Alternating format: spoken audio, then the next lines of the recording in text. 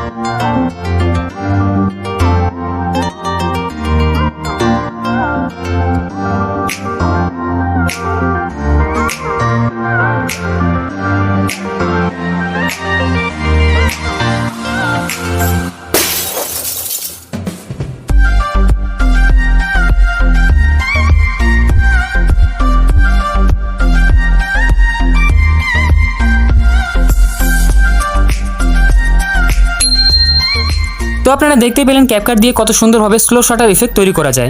যদি আজকের ভিডিও থেকে কিছু শিখে থাকেন তাহলে অবশ্যই একটা লাইক দিয়ে সাপোর্ট করবেন। আর এই ধরনের পাওয়ারফুল ও ট্রেন্ডিং এডিটিং টিউটোরিয়াল পেতে হলে চ্যানেলটি সাবস্ক্রাইব করতে ভুলবেন না। এখন আপনাদের কাছে একটি প্রশ্ন, পরবর্তী ভিডিওতে আমি কোন ইফেক্ট বা স্টাইল কভার করব আপনারা কমেন্টে জানালে আমি সেটার উপর ভিডিও বানাবো। তো দেখা হচ্ছে পরবর্তী ভিডিওতে। Thanks for watching, keep editing, keep creating.